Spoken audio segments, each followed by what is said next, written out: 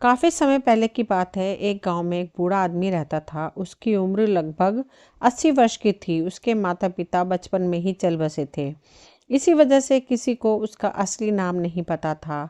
नगर में रहने वाले सभी लोग उसे ठग प्रसाद के नाम से बुलाया करते थे। उसको ये नाम कब और किसने दिया, इस विषय में किसी को कोई भी जानकारी नहीं थी। हाँ, इतना ज़रूर बताया जा सकता है कि उसे यह नाम क्यों दिया गया था। इस बात की जानकारी नगर के बच्चे बच्चे को प्राप्त थी, क्योंकि वह बचपन से ही ठगी के काम में पड़ गया था और जब बड़ा हुआ तो इस काम में इतना माहिर हो चुका था कि लोग उसे ठग प्रसाद के नाम से संबोधित करने लगे। जिस व्यक्ति को देखो वह उसे ठग प्रसाद कहकर ही बुलाता था। जो व्यक्ति उसके चुंगल में फंस जाता वह उसे ठग लेता था। यही वजह थी कि लोग उसको ठग प्रसाद कहते थे।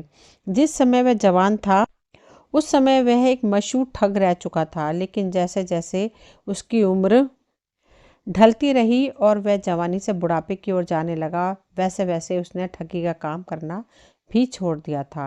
वह बिल्कुल भी इस कार्य को नहीं करता था और नगर के बाहर एक कुटिया बनाकर उसमें रहने लगा था। अब वहां रहकर वह भटके लोगों को रास्ता दिखाता, भूखे लोगों को खाना खिलाता, जो प्यासे गुजरते उन्हें पानी पिलाता। वह अपने द्वारा किए गए पापों को धोने और शुद्ध करने में लगा हुआ था। इसी तरह से उसके दिन बीत रहे थे। एक दिन की बात है, वहां से गुजरते हुए एक साधु उसकी कुटिया पर आ गए। उन साधु महाराज ने ठग से कुछ खाने के लिए मांगा था। साधु महाराज ठंड से काम भी रहे थे। ठग प्रसाद ने कुटिया के अंदर ले आया, उन्हें आग के पास बिठाया और खाने के लिए उन्हें भोजन भी दिया। उसका आदर सत्कार देखकर साधु बहुत ज़्यादा खुश हुआ और उसे आशीर्वाद देकर उसी कुटिया में रात गुजारने की विनती करने लगा।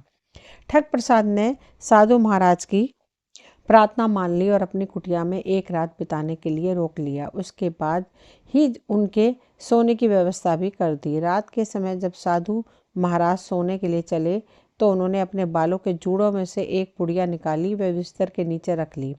ठग प्रसाद बड़े ही गौर से यह सब देख रहा था। जब साधु महाराज गहरी नींद में सो गए तब ठग प्रसाद ने साधु महाराज की पुड़िया को निकाला और खोल कर देखा। पुड़िया देखकर ठग प्रसाद की आंखों में चमक आ गई। उस पुड़िया में सोने की 20 मोहरें थीं। उन मोहरों को देखकर ठग प्रसाद कुछ देर तक सोच विचार करता रहा। फिर उसने वह पुड़िया उसी स्थान पर रख दी और आराम से सो गया। सुबह साधु महाराज जब जागे तो उन्होंने पुड़िया को निकाला और उसे खोलकर देखा तथा इत्मीनान से अपनी जटाओं के जूड़े में बांध लिया। इसी बीच ठग प्रसाद ने साधु महाराज के लिए भोजन का प्रबंध किया।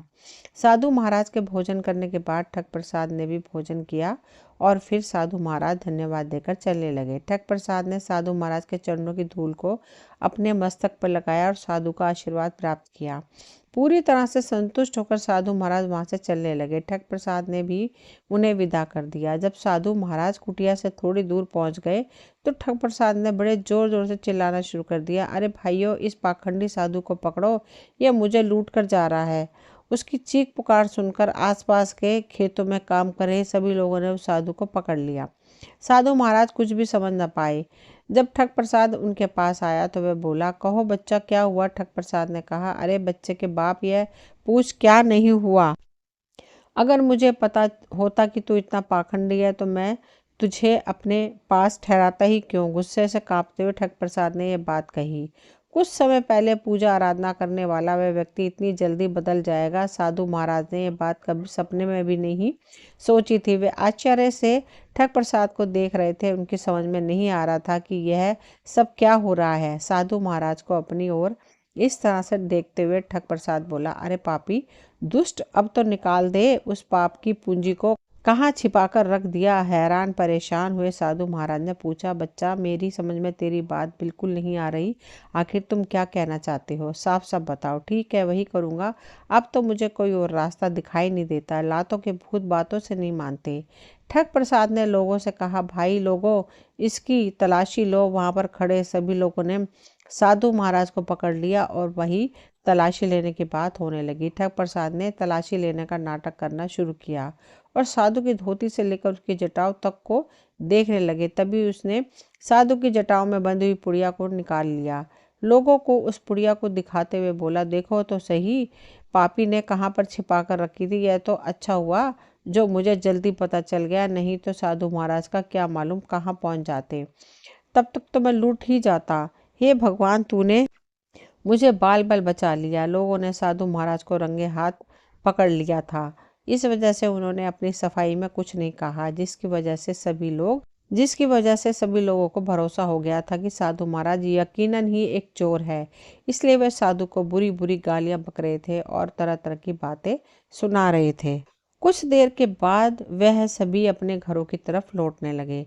मोहरों की पुड़िया लेकर ठग प्रसाद अपनी कुटिया के अंदर चला गया और उसने अंदर जाकर पुड़िया छिपाकर रख दी।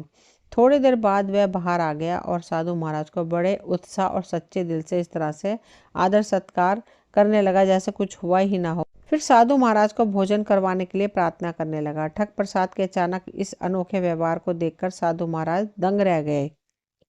साधु महाराज ने उससे कहा, ठग प्रसाद, मैं सारी रात तेरी कुटिया में सोया। अगर तू चाहता तो तू मेरी मोहरों की पुड़िया को ऐसे ही ले सकता था। इतने आडंबर की क्या जरूरत थी?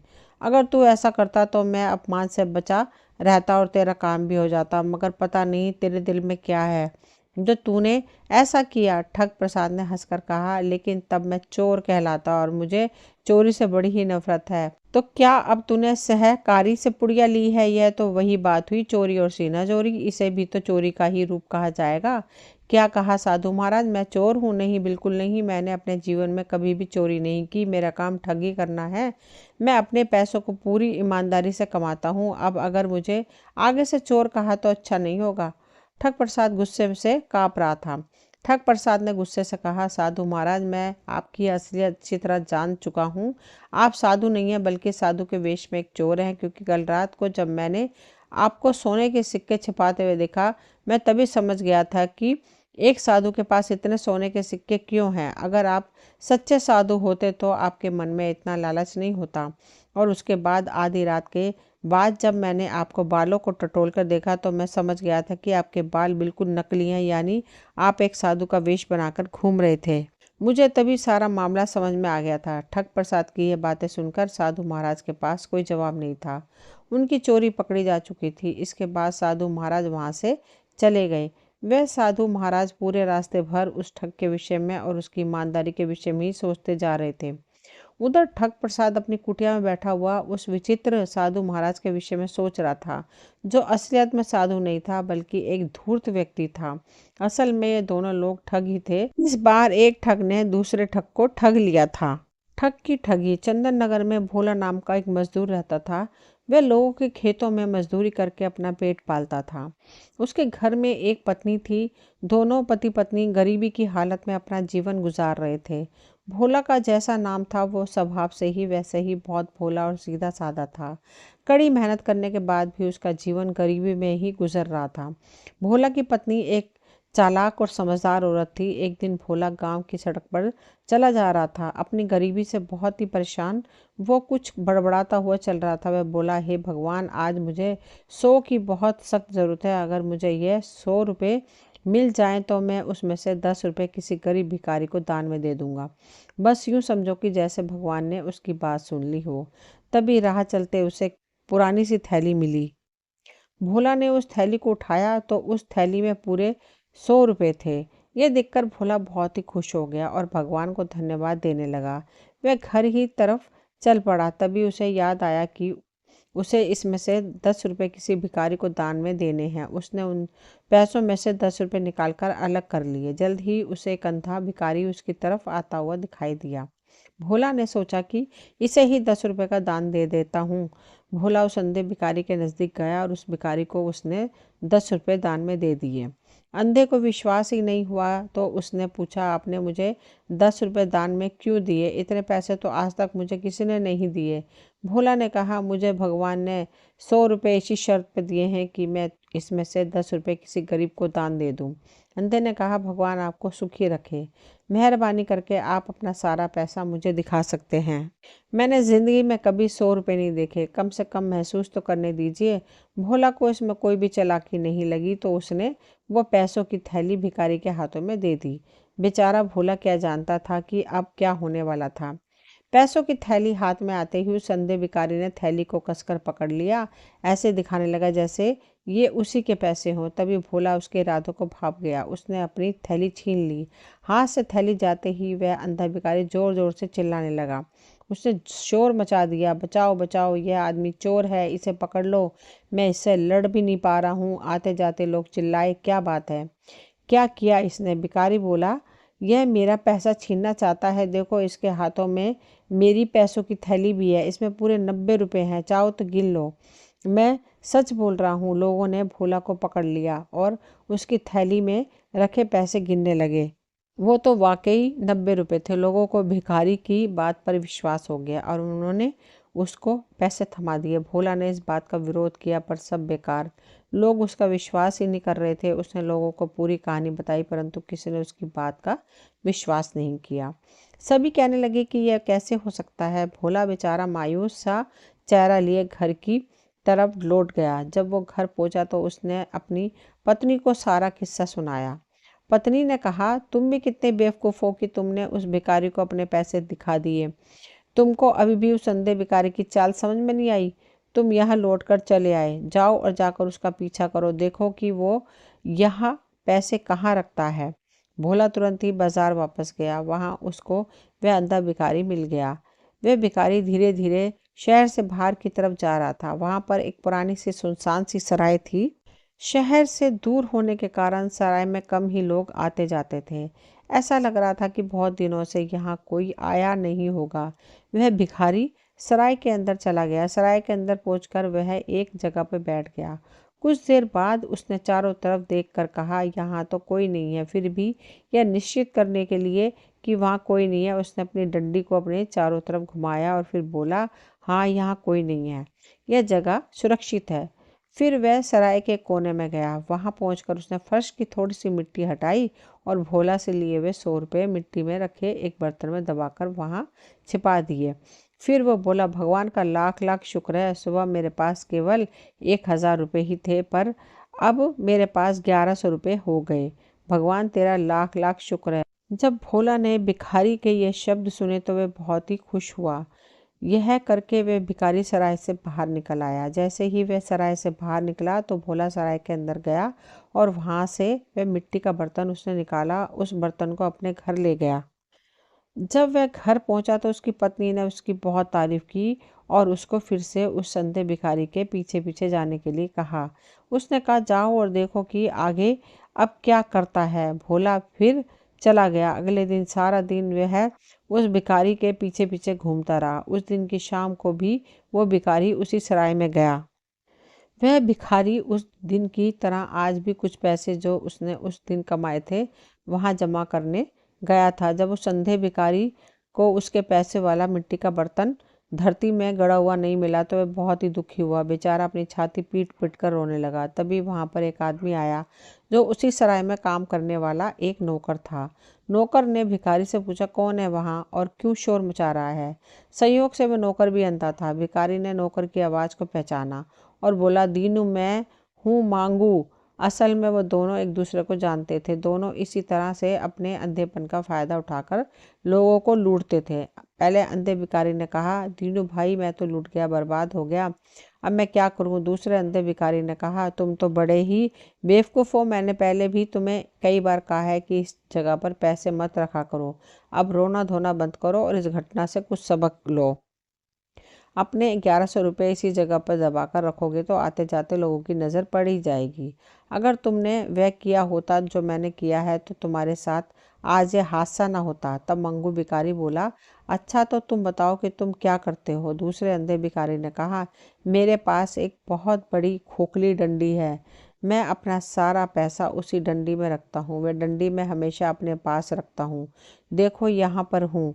यह कहकर उसने वह डंडी उसके पैरों में मारी और फिर बोला, जाओ तुम भी एक डंडी ले आओ और फिर अपने पैसों के बारे में निश्चिंत हो जाओ। यह सब बातें सुनकर भोला दूसरे अंधे भिखारी को भी ऐसे ध्यान से देखने लगा जैसा उसका पैसा भी यह ले लेगा। सो भोला ने एक बड़ी सी डंडी ली और उसको खोखला कर दिया और उसको दूसरे अंधे भिखारी की डंडी जैसा बना दिया। जैसे ही उसने यह कर लिया वह फिर मौका ढूंढने लगा कि कब इस डंडी को दूसरे अंधे भिखारी की डंडी से बदला जाए। उसका पीछा करते करते भोला ने पता लगा लिया कि जब भी वह भिखारी खाना खाता है तब वो डंडी अपने हाथ से छोड़ देता है। भोला को इस मौके के लिए ज़्यादा इंतज़ार नहीं करना पड़ा और एक दिन उसने मौका देखकर उस अंधे भिखारी की डंडी को अपनी नकली डंडी से बदल दिया। वह पैसों से भरी डंडी देखकर अपने घर पहुंच गया। भोला की पत्नी ने जब यह सुना और बहुत सारे पैसे देखे तो बहुत ही खुश हुई। उसने अपने पति से कहा, अब तुम फिर से जाओ और देखो कि यह दूसरा अंधा भिखारी अब क्या करता है। हो सकता है तुम्हें कुछ और खजाना हाथ लग जाए। भोला ने अपनी पत्नी का कहना मान लिया और वह फिर से उस दूसरे अंधे भिखारी की तरफ चल दिया। वहां जाकर वह क्या देखता है कि उसके पास कोई तीसरा अंधा भिखारी बैठा हुआ है। असल में यह 3 अंधे भिखारियों का एक गिरोह था जो लोगों को लूटते थे। अब दूसरे वाले अंधे भिखारी ने तीसरे भिखारी को अपने पैसे खो जाने की बात बताई और उसके सामने रोने लगा। तीसरे भिखारी ने कहा, तुम्हारी बेवकूफ़ी की वजह से ही तुम्हारे सारे पैसे गए हैं। अब तुम मेरी बात सुनो। मैं अपने पैसों का क्या करता हूँ, मैंने अपना सारा पैसा अपने कपड़ों में सिलवा कर रखा है। वहाँ से मेरा पैसा कौन ले सकता है। मेरी सलाह मानो तो तुम भी ऐसे ही कर लो। जब भोला ने उस तीसरे भिखारी के शब्द सुने तो वह तुरंत ही वहां से भाग गया और मधुमक्खियों से भरा एक छत्ता खरीद लाया। उसने उस छत्ते को मिट्टी के एक बर्तन की तली में लगा दिया। छत्ते के ऊपर उसने काफ़ी सारा शहद रख दिया। इतना कह के वह हंसने लगा और बोला, हाँ हाँ, उसको डराने के लिए तो इतना ही काफ़ी है। फिर वो तीसरे अंधे भिखारी के घर गया और फिर उसे वो शहद से भरा हुआ बर्तन दान में दे दिया। वो तीसरा भिखारी बहुत ही खुश हुआ और भोला को आशीर्वाद देने लगा। बर्तन देकर भोला वहां से चला गया, पर वह अपने घर नहीं गया। वह उस भिखारी के घर से ही थोड़ी दूर जाकर इंतजार करने लगा कि कब वह शहद खत्म करता है। जैसे ही भोला उसके घर से गया, भिखारी ने शहद निकालने के लिए बर्तन में हाथ डाला और वह उसको बड़े बर्तन में से निकालकर छोटे छोटे बर्तनों में रखने की सोचने लगा, क्योंकि वह नहीं चाहता था कि कोई दूसरा उसकी इतनी सारी चीज़ को उसके पास एक ही बार में देख ले। उसने शहद से 1-2 छोटे बर्तन ही भरे थे कि उसका हाथ शहद की बजाय मधुमक्खियों के छत्ते से जा टकराया। मधुमक्खियों को उसका यह व्यवहार बिल्कुल भी अच्छा नहीं लगा। वे बर्तन में से बाहर उड़ी और उसके चारों तरफ काटने लगी। वह अपना शरीर पीटता पीटता घर के बाहर की तरफ भागा, परंतु मधुमक्खियां भी अपने इरादे की पक्की थी। वह भी उसको छोड़ ही नहीं रही थी।